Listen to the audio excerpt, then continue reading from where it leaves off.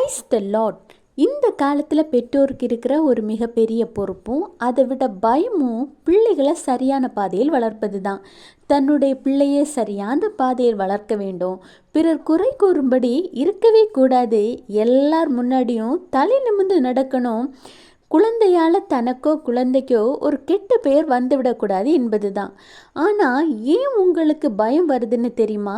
உங்கள் பிள்ளைங்க உங்களுக்கு கீழ்ப்படியாமல் சில காரியங்களை செய்யும் பொழுதும் நீங்கள் சொல்வதை கேட்காம அதிகப்படியாக அடம்பிடிக்கும் பொழுது தான் அந்த குழந்தைங்க மேலே அந்த குழந்தைங்கள் மீது உங்களுக்கு ஒரு பயம் வருது.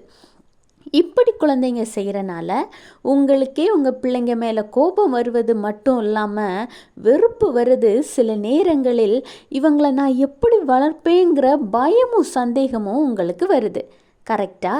இதற்கெல்லாம் காரணம் உங்கள் பிள்ளைங்க இல்லை, உங்களுக்கு அவர்கள் மீது ஒரு வெறுப்பை உண்டு பண்ண வேண்டுமென பின்னாடி மறைந்திருக்கிற சத்ருவாகிய சாத்தானின் கிரியை தான் என்பதை நீங்கள் மறந்துவிடக்கூடாது.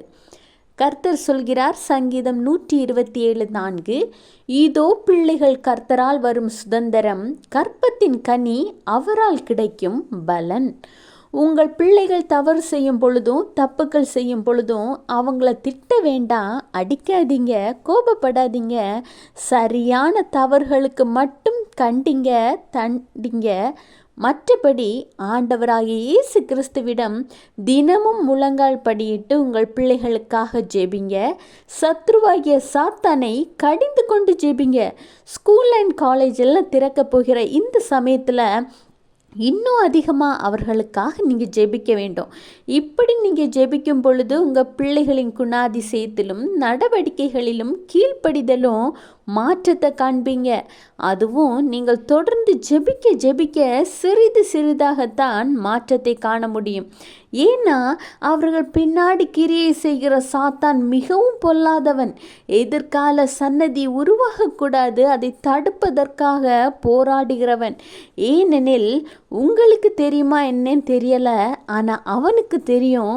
உங்கள் பிள்ளைங்க வளர்ந்து அவனின் எதிராளியாக ஆண்டவரின் செல்ல பிள்ளைகளாக சாத்தானோடு போர் செய்கிற ஒரு போராளிகளாக வரப்போகிறார்கள் என்று. எனவே ஜெபித்து ஜெயமெடுங்க. Have a blessed day. Jesus bless you. மென்மேலும் ஆண்டவருடைய வார்த்தைகளை கேட்க யெகோவா ஷம்மா ஹவுஸ் சேனலை சப்ஸ்கிரைப் பண்ணுங்கள்.